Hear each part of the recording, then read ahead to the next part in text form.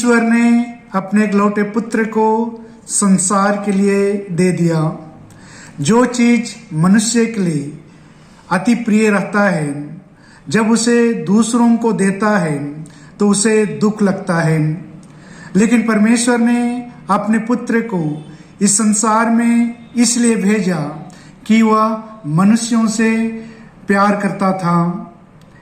जिस प्रकार हम संत यूहन्ना के समाचार अध्याय 3 पंक्ति क्रमांक 16 में पढ़ते हैं, ईश्वर ने संसार को इतना प्यार किया कि उसने अपने इकलौते पुत्र को संसार के लिए अर्पित कर दिया, ताकि जो कोई उसमें विश्वास करता है उसका सर्वनाश ना हो, बल्कि उसे अनंत जीवन प्राप्त हो।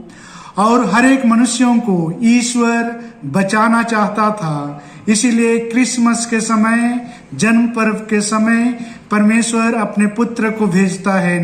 भेजने का 2 कारण है, मनुष्यों को उनके पापों से छुटकारा देना, मनुष्यों को उनके पापों से छुटकारा देना। मनुष्य अपने पापमय जीवन के द्वारा ईश्वर से और मनुष्यों से अलग हो गए थे। जिस प्रकार परमेश्वर का वचन कहता है, एक ही मनुष्य के द्वारा पाप आया, पाप के द्वारा मृत्यु आई और मृत्यु सारे मानव जाति में फैल गई। और जब मृत्यु सारे मानव जाति में फैल गई, इसलिए परमेश्वर मनुष्यों को बचाना चाहता था कि मनुष्य अच्छा जीवन जी सके। इसलिए परमेश्वर ने अपने पुत्र को संसार में भेजा था और क्रूस मरण के द्वारा सारे मनुष्यों के पापों को अपने ऊपर ले लिया और अपने ऊपर सारे पापों को लेकर मनुष्यों को मुक्ति की राह दिखाई, क्योंकि क्रूस मरण के द्वारा सभी मनुष्यों को उनके पापों से उन्हें निजात दिलाया।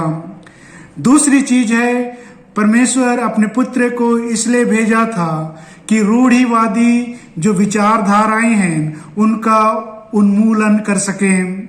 रूढ़िवादी विचार उस समय जो फरीसी और जो शास्त्री और जो साधु शीश जो रहते थे, वे लोगों को तरह तरह का कर्म कांड कराते थे और स्वयं उस पर नहीं चलते थे, लेकिन लोगों को नियम बताकर अपने जो नियम है लोगों के ऊपर थोप देते थे, जो परमेश्वर नहीं चाहता था। इसलिए ईश्वर ने अपने पुत्र के संसार में भेजा था कि जो रूढ़िवादी जो विचारधाराएं हैं, जो नियमावली है, जो मनुष्यों के द्वारा बनाया गया है, जो मनुष्यों के ऊपर जो नियम थोपे जा रहे थे, विशेषकर जो धार्मिक कर्मकांड जो किया जाता था, उससे निजात देना चाहते थे, उसमें नवीनीकरण लाना चाहते थे।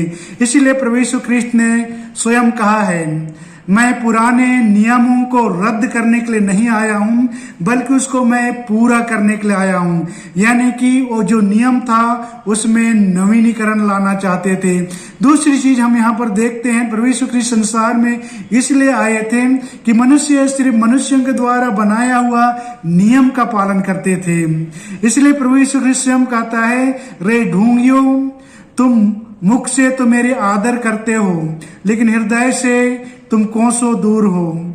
तुम ईश्वर के नियमों का पालन नहीं करते हो, बल्कि तुम मनुष्यों के द्वारा बनाए गए नियम का पालन करते हो।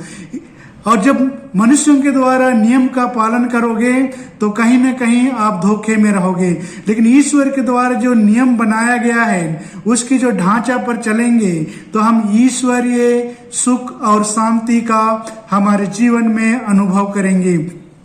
तब इस क्रिसमस से हमें ये सीखना है, जिस प्रकार पिता परमेश्वर ने अपने इकलौते पुत्र को संसार के लिए अर्पित कर दिया, उसी प्रकार हमें भी हमारे जीवन के द्वारा अच्छी चीजों को देने की जरूरत है।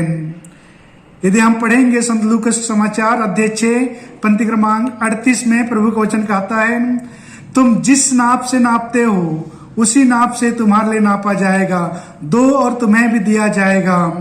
भरी हुई, ऊपर उठी हुई पूरी की पूरी नाप तुम्हारे गोद में डाला जाएगा, क्योंकि तुम जिस नाप से नापते हो उसी नाप से तुम्हारे लिए भी नापा जाएगा। यानी कि हम जब इस संसार में हैं तो हर एक मनुष्यों को सीखना है। जिस प्रकार परमेश्वर ने अपने इकलौते पुत्र को, जिसे वो प्यार करता था, उसे दे देता है मनुष्यों की भलाई के लिए, उसी प्रकार मेरे जीवन में और आपके जीवन में भी ये सीखना है कि हमें अच्छी चीजों को दूसरों के लिए दें, ताकि स्वयं का विकास हो, परिवार का विकास हो, पड़ोसियों का विकास हो और चारों तरफ से पूरे समाज का विकास हो सके।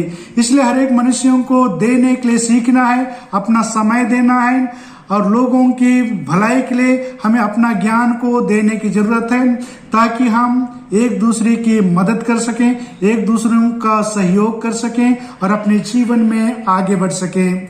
तो मैं इस समय पर आप सबों को क्रिसमस की ढेर सारे बधाइयां देता हूं और नए साल की शुभकामनाएं देता हूं। धन्यवाद। May God bless each and every one of you. Thank you.